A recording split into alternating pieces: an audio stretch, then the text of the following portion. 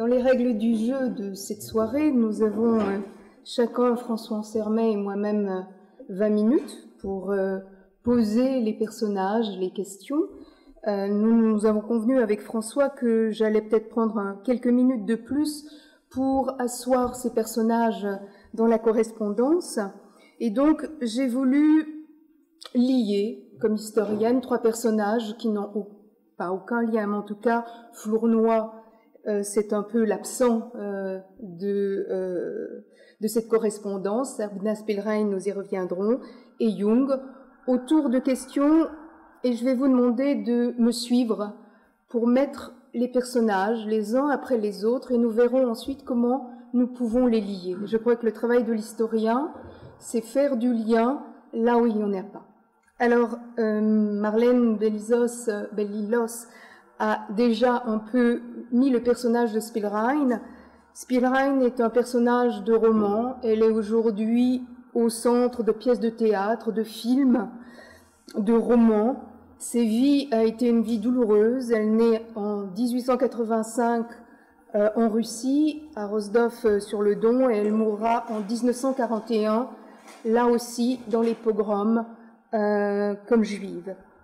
Donc, elle est emblématique d'une vie de femme et d'une fille assez exceptionnelle, comme l'a dit Marlène, puisque dans cette correspondance Jung-Freud, elle apparaît à trois moments, comme une patiente, auquel Jung dit c'est un cas grave, une hystérique, enfin bon, je ne vais pas m'y arrêter. Dans un deuxième temps, c'est le moment transférentiel où Jung se plaint auprès de Freud d'avoir affaire à une femme qui voudrait un enfant de lui et qui semble le poursuivre et lui dit qu'il est le plus innocent des maris. Et donc, c'est toute la question du transfert.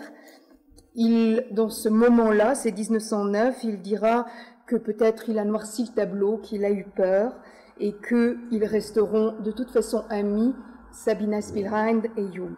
Et elle apparaît dans un troisième moment, autour de 1911, alors comme psychanalyste. Et c'est un parcours assez étonnant, puisque de patiente, elle est au Burgundsli en 1904, elle fait sa thèse de médecine entre 1906 et 11, et elle devient psychanalyste.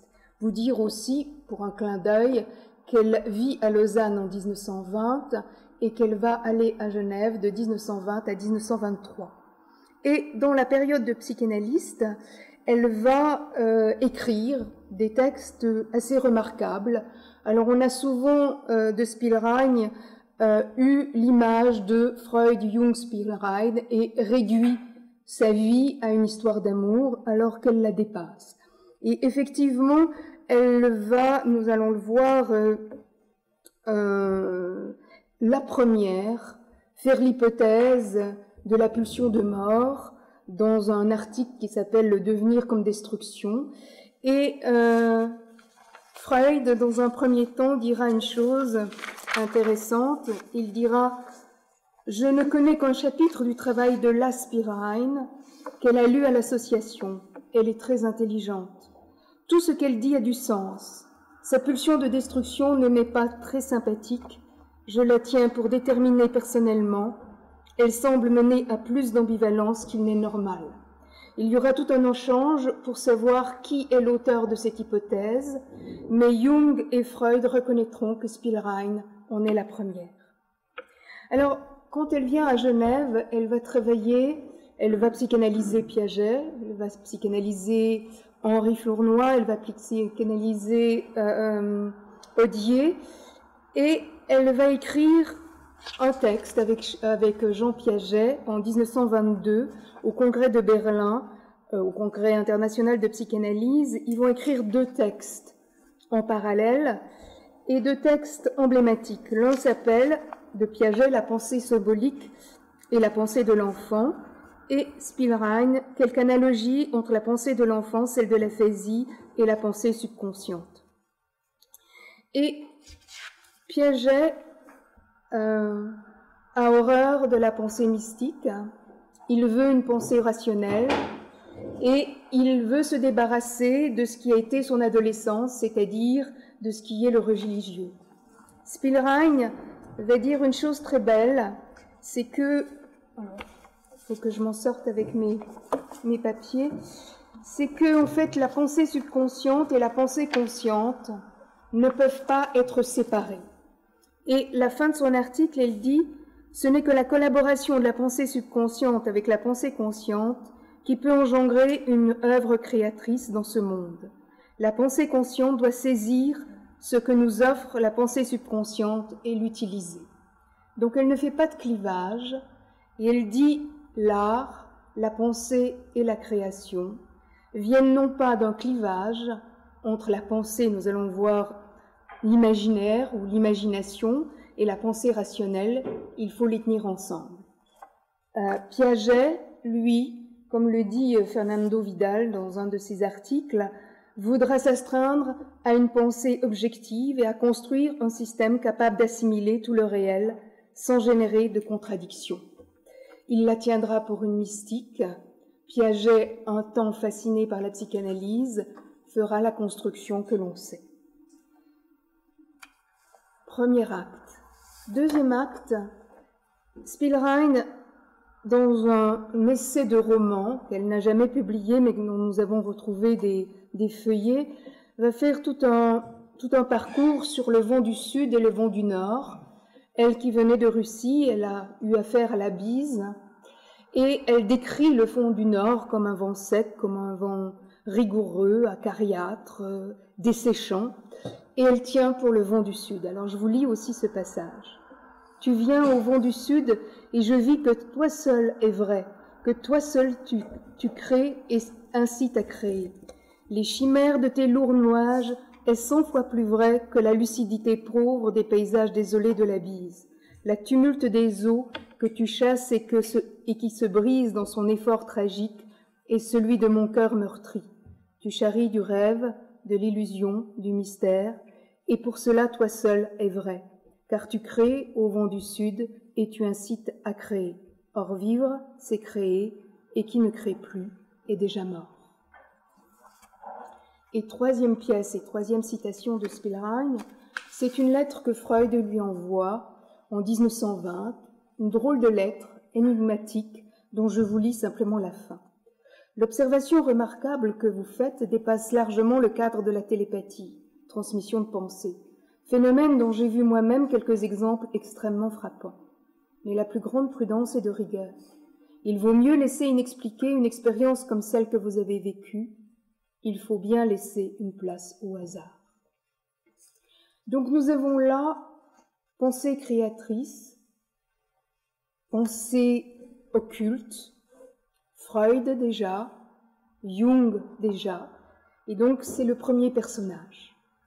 Le deuxième personnage que j'ai voulu introduire, c'est Flournoy. Théodore Flournoy est genevois. Il est, comme je vous disais, le grand absent de la correspondance, sauf à un moment donné, en 1907, où Jung écrit à Freud, lui donnant des nouvelles de l'avancée de la psychanalyse à Genève. Flournoy s'intéresse aussi extraordinairement à la chose. La chose étant bien entendu la chose psychanalytique. Alors, Théodore Flournoy est un savant qui m'a beaucoup intéressée, avec lequel j'ai eu beaucoup de sympathie, peut-être même un transfert, qui est un vieux savant, 1854-1920. Il est, pour ceux qui ne le connaissent pas, l'initiateur, il obtient la première chaire de psychologie physiologique en 1891 à Genève, à la faculté des sciences.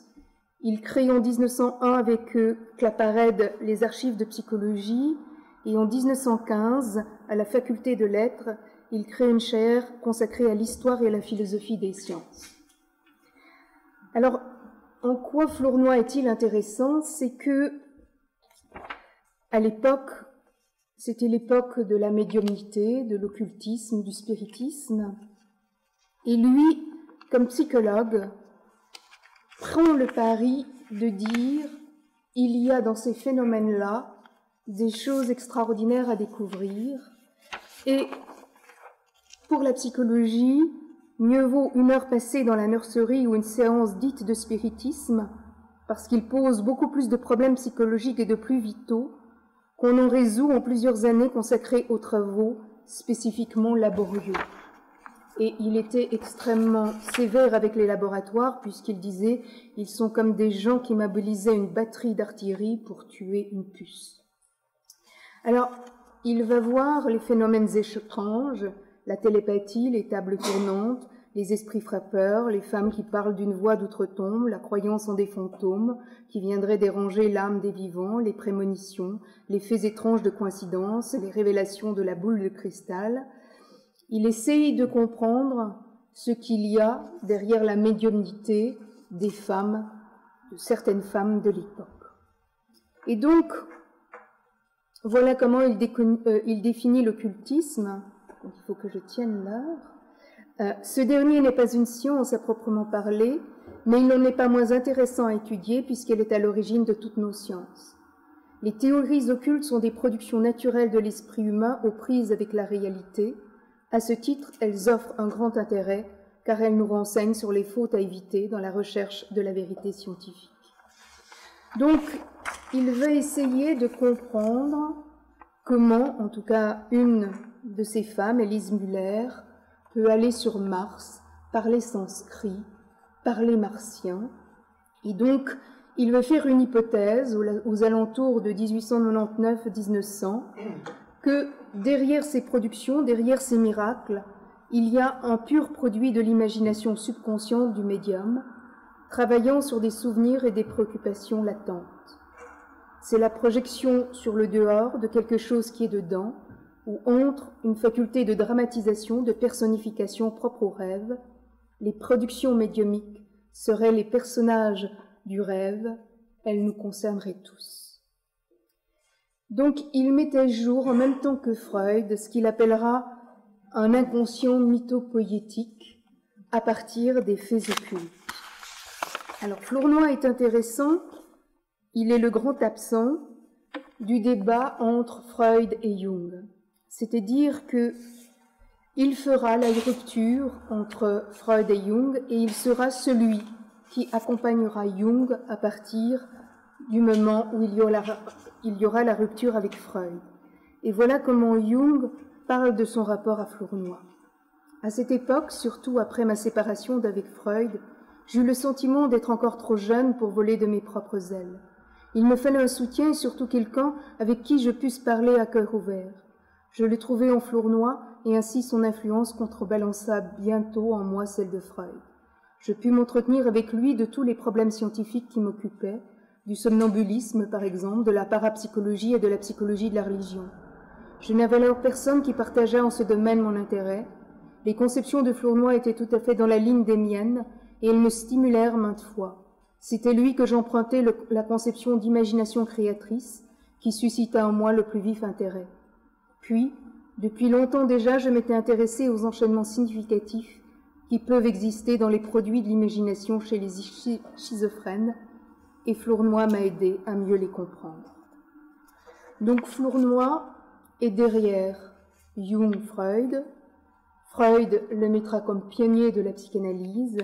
Il est celui qui fera en 1912 un cours de psychanalyse à Genève, et il roussira aussi au feu du transfert de ces femmes spirites dont il observait les productions. Deuxième personnage. Troisième personnage, alors c'est Jung, Freud et la psychose, nous allons voir. Jung publie en 1907 Über die Psychologie der Dementia précoce. Jung rencontre Freud en 1906, donc une année avant.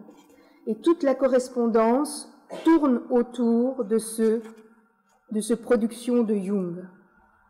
Et Charles Ladame en donne un compte-rendu intéressant. Il dit « Jung était mieux à même que quiconque de nous donner un exemple de l'application théorique et pratique des nouvelles méthodes d'examen mises en œuvre pour analyser l'état psychique des aliénés et des gens normaux. On est irrésistiblement entraîné à chercher autre chose derrière les symptômes banaux des psychoses, à découvrir l'individu et sa personnalité psychique normale et anormale. Ce qui, sans conteste, est un pas immense fait du côté d'un traitement rationnel des aliénés. » Alors leur échange est intéressant. Ils sont déjà dans la susceptibilité. Freud est un peu déçu. Jung est déçu qu'il soit déçu. Mais chacun dit que quand même, c'est très bien ce que l'autre a fait. Et donc, déjà là, en 1906, Jung dit sa différence d'avec Freud. 1. De ce que mon matériel est totalement différent du vôtre. Je travaille dans des conditions rendues terriblement difficiles chez des malades mentaux, généralement incultes, et de plus sur la matière extrêmement réfractaire de la démence précoce. 2. Mon éducation, mon milieu et mes prémices scientifiques sont en tout cas extraordinairement différents des vôtres. Alors ils vont continuer, et évidemment Jung va écrire un très beau texte en 1908, Le contenu de la psychose, et Freud annonce son Schreber. Et là aussi, Jung dit « J'ai souvent l'impression d'aller en solitaire dans un pays étranger et d'y voir des prodiges que personne n'a jamais vus et que personne non plus n'a besoin de voir.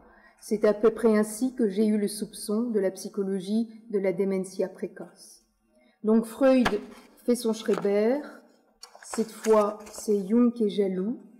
Et donc, ils vont essayer de, disons, d'interroger la psychiatrie à travers leurs interprétations. Donc, là aussi, il faut toujours aller voir d'autres, disons, d'autres personnages pour comprendre ce qui se passait vraiment dans l'époque, et un autre personnage suisse s'appelait Meder, et voilà ce qu'il dit de ce charabia qui devenait un peu sensé quand Jung et Freud s'y penchent. Il y a longtemps que les auteurs ont attiré l'attention sur la parenté entre les rêves et une foule de phénomènes psychopathologiques tels qu'idées délirantes, hallucinations. Le rêve est la folie du normal. Alors il y aura une lutte, et après le congrès de Munich où Jung rompt avec Freud sur un texte, toujours autour de la psychose, Jung va essayer de montrer les différences. Et il dira, Freud parle du délire en essayant de le comprendre rétroactivement. Moi, je pense qu'il faut avoir une compréhension constructive. Et il va faire une hypothèse extrêmement importante, c'est de dire que ce délire, cette production, ces personnifications, cette imagination créatrice n'est pas simplement à comprendre comme l'émergence du passé, mais comme quelque chose qui est la construction future de la personnalité.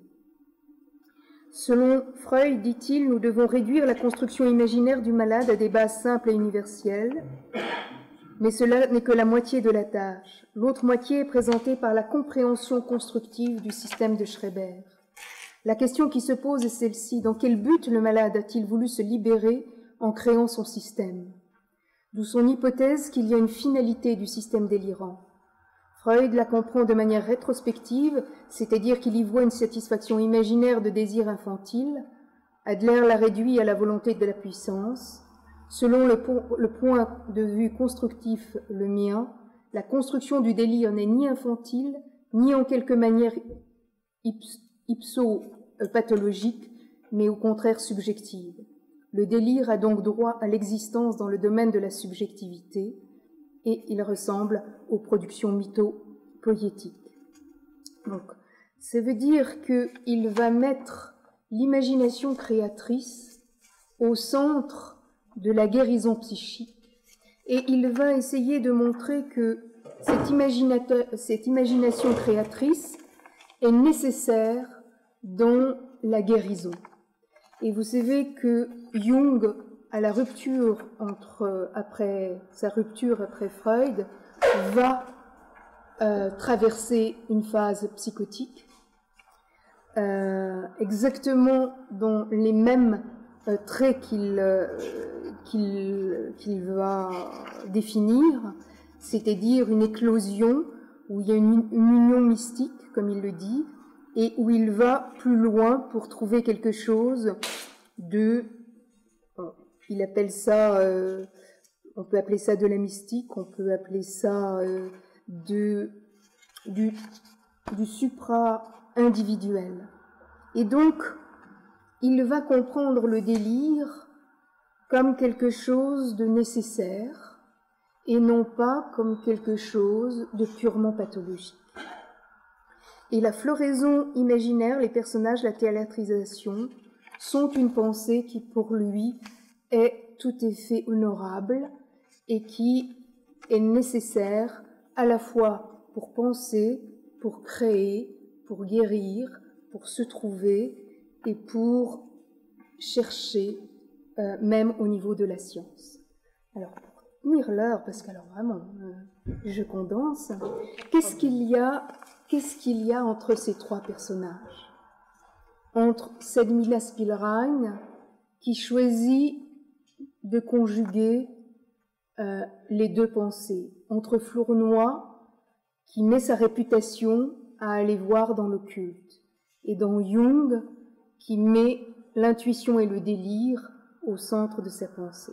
Ces trois personnages interrogent notre pensée et un clivage, qui est le clivage qui a été instauré au XVIIIe siècle pour la science, c'est-à-dire du côté de la pensée objective, qui se clive de l'intuition, du subjectif, du transfert, des sentiments, et qui veut créer un système objectif, une pensée rationnelle, mais qui va être toujours interrogée par cette autre scène. Et aujourd'hui, quand on fait l'histoire des sciences, qui m'intéresse, on s'aperçoit qu'on est toujours en train de revenir à ce point de séparation.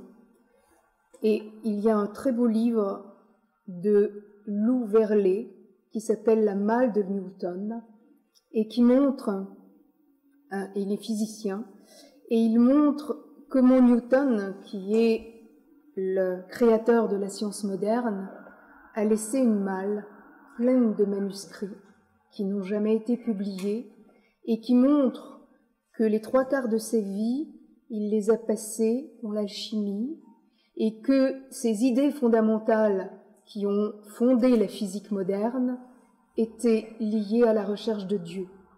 Et quand on entend les physiciens, il y a toujours un moment où même la mathématisation de leurs pensées les mène à une énigme, à quelque chose qu'ils appellent le divin, qu'ils appellent quelque chose d'énigmatique, mais où science objective et intuition vont ensemble. Vous avez un autre personnage du XVIIe qui est un historien, Vico, qui est napolitain, Giambattista Vico, qui a écrit La Science nouvelle, et qui, lui, c'est le créateur de la pensée historique, et lui dit que l'histoire est poésie. Et aujourd'hui, effectivement, j'ai sauté un passage, nous renouons avec ce clivage et nous l'interrogeons entre science et littérature, entre religion et pensée, entre éthique et science. Et donc, ça interroge ce moment où on a voulu exclure le sujet pour construire un savoir objectif, alors que peut-être la psychose, et derrière les plus grandes découvertes de la science, il y a une imagination, une invention, un amour, une intuition, une participation transférentielle. Et là, un autre très beau livre de Pascal Nouvel qui dit l'art d'aimer la science et qui montre comment le créateur du modèle de l'ADN a en fait découvert ce modèle-là. Nous voyons bien qu'il y a quelque chose d'une invention dans lequel le délire n'est pas loin. Délire réussi ou délire hallucinatoire. Nos théories sont-elles des délires qui réussissent ou des délires qui échouent? C'est une question que nous devons toujours nous poser.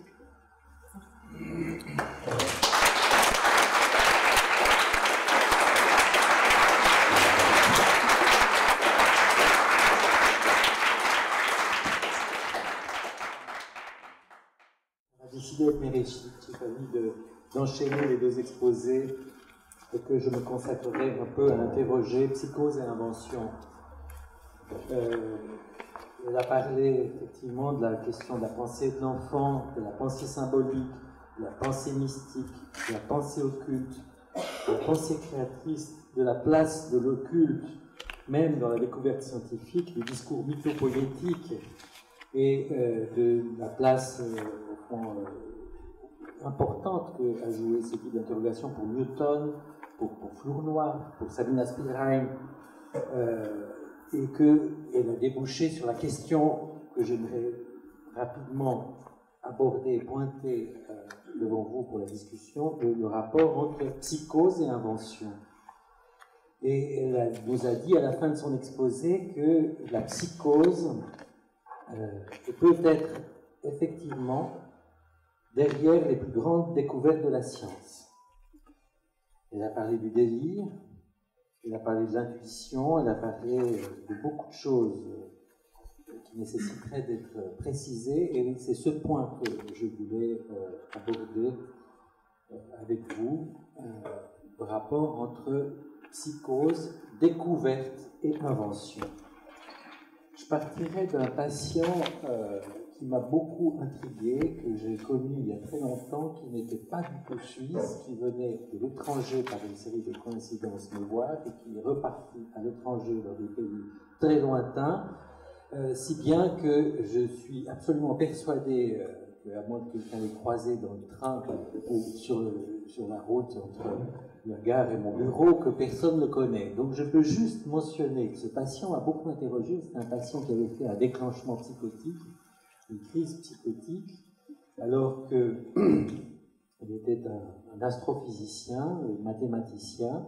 Il a fait une crise psychotique qui l'a amené à l'hôpital psychiatrique. Il est sorti de l'hôpital psychiatrique et sa famille lui a commandé de faire une analyse en disant que les psychotiques pouvaient, au fond, se trouver un soin dans la psychanalyse. Et il est petit à petit sorti de cet état schizophrénique avec beaucoup de complications, beaucoup de difficultés, beaucoup de gravité. Il m'a appris beaucoup de choses, et en particulier une chose assez étrange, c'est que petit à petit, il a appliqué son délire, qui était autour du trou, et des trous qui bouchent les trous, pour parler simplement, et qui était très pris dans son rapport au corps et à ses organes, en particulier son organe digestif. Il a appliqué son délire à sa recherche scientifique.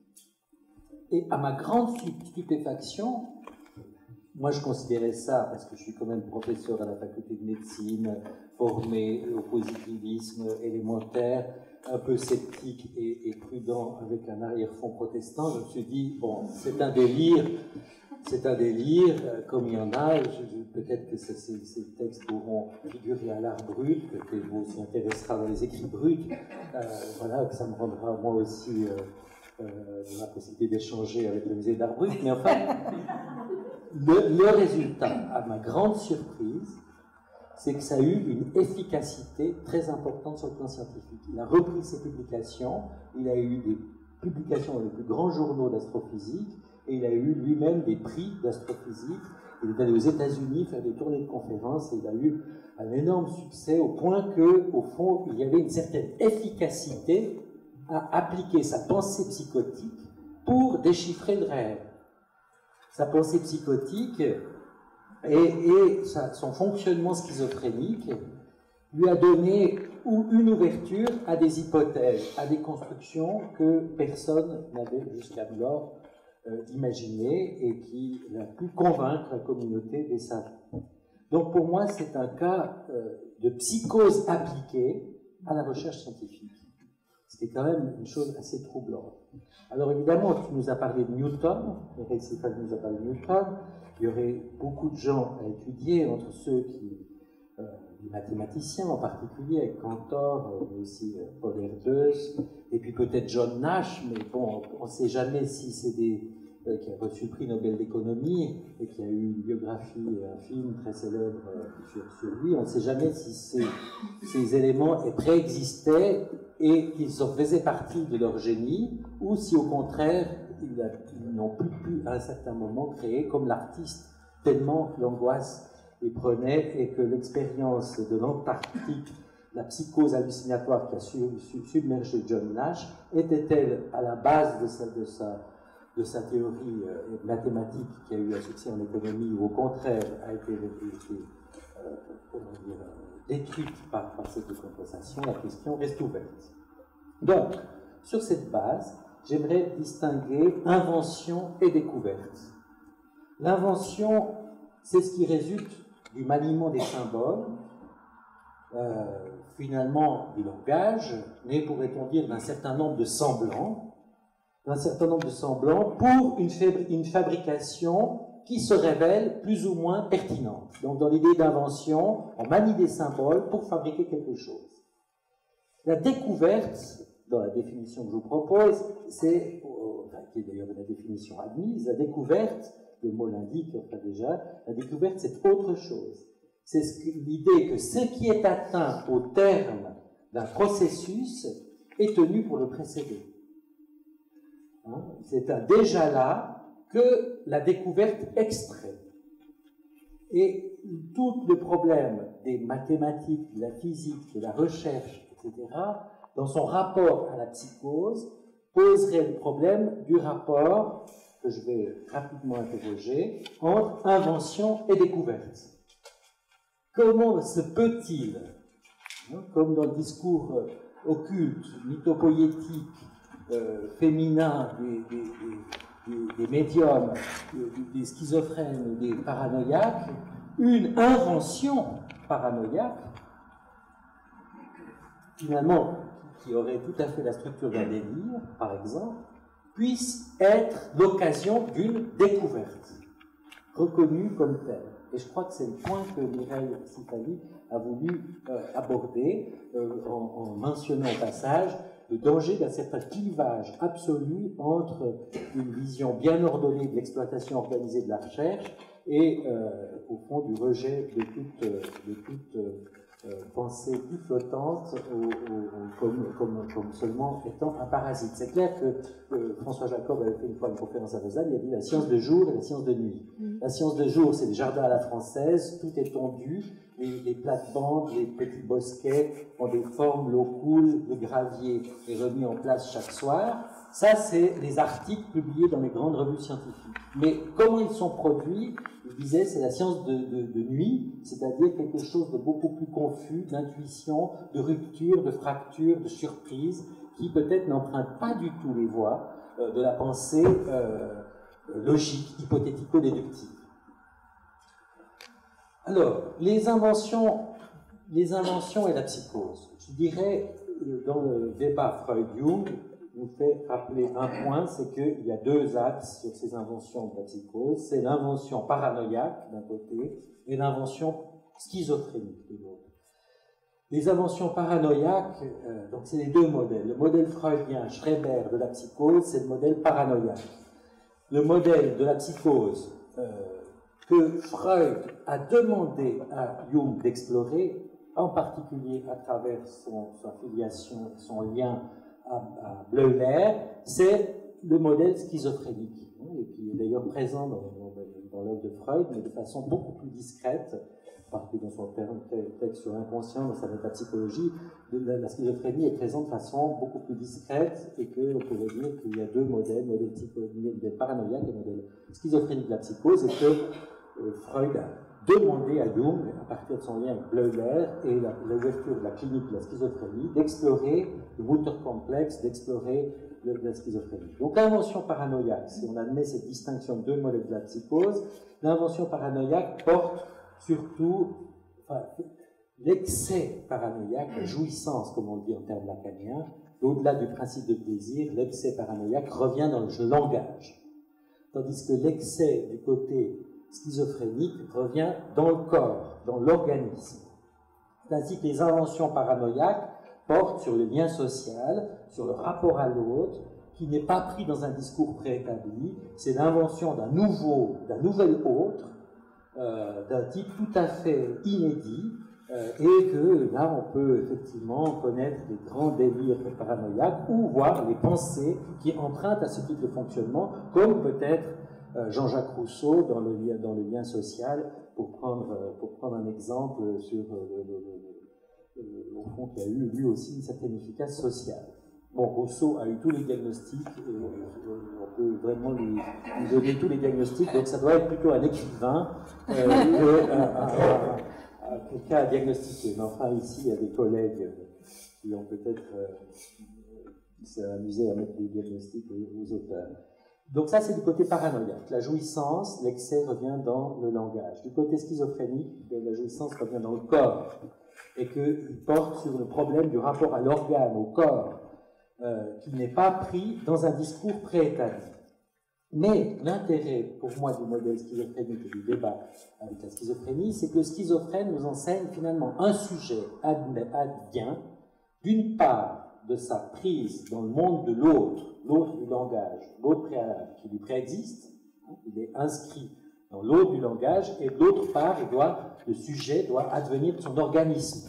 En naissant, on pourrait dire, si on fait une petite fiction, en naissant, on trouve un organisme dont il faudra bien faire quelque chose, qui est le sien, le vivant qui nous habite, et de l'autre, un monde de langage, de code, de structure qui est aussi déjà là. Et le sujet se constitue avec ces deux ombiliques énigmatiques, son insertion dans le langage et son insertion dans le corps. Or, le schizophrène, par ses problèmes de corps, ce qui est en jeu chez lui, c'est véritablement l'entrée dans le langage. C'est-à-dire du langage comme extérieur, comme réel, du langage comme un autre organe, comme un organe qui a à se greffer sur le corps, finalement un parasite qui vient coloniser le sujet. Donc, dans la définition bleulerrienne et reprise dans le courant helvétique sur la schizophrénie, on a effectivement l'autisme, qui est le problème essentiel, l'autisme dans la schizophrénie, qui a été défini par Bleuler, qui pose le problème du traumatisme, pourrait-on dire, de l'entrée dans le langage. C'est-à-dire que le schizophrène, qui est un traumatisé de l'entrée dans le langage, il a une immense pertinence sur qu'est-ce que parler veut dire, sur toute la complexité de ce que représente cet autre langagier qui est déjà là et qui est présent de toujours. Et ce qui fait que, paradoxalement, le psychotique, tant le paranoïaque que le schizophrène, a un rapport direct au langage. Mais comme le dit Freud, c'est le schizophrène qui est pris dans ce que Freud appelle le rabattement du mot sur la chose, où le mot lui-même est la chose, c'est-à-dire, effectivement, le schizophrène a cette capacité d'analyser, d'analyseur du langage, et tout ce que le sujet construit, invente, a un rapport direct au système de la langue, à la langue, au signifiant. Donc, il y a des inventions de différents types, des inventions, et j'aimerais vous parler d'une invention particulière qui est contemporaine de Freud, de Jung et de tout le débat, n'est-ce pas, qui se tenait autour de Zurich, mais j'ai pris chez les voisins. Et j'aimerais juste vous donner quelques points sur ce rapport entre invention et découverte, très troublant, sur le grand historien de l'art, qui a fondé l'histoire de l'art contemporaine, qui est Aby Warburg. Aby Warburg, qui est né en 1866 et qui est mort en 1929, et qui a été hospitalisé, donc qui a fait une décompensation psychotique, un déclenchement psychotique sur des problèmes déjà préexistants en 1918. Donc, le déclenchement, je pourrais peut-être en dire un mot. Le déclenchement d'une psychose, c'est au fond, le déclenchement, c'est un instant de voir, pour prendre le temps logique lacanien. C'est un instant de voir. C'est un moment où le sujet fait l'expérience d'une étrangeté en lui-même. Il fait l'expérience de phénomènes incompréhensibles pour lui. Ça, c'est l'instant de voir, qui est hautement angoissant. Mais cet instant de voir, il est à la fois quelqu'un qui se désorganise, mais aussi quelqu'un qui touche à un noyau de réel, à un incompréhensible. Je crois que c'est là qu'il y a le point où se rejoue tout à fait le fait même du système de la langue et de ses caractéristiques.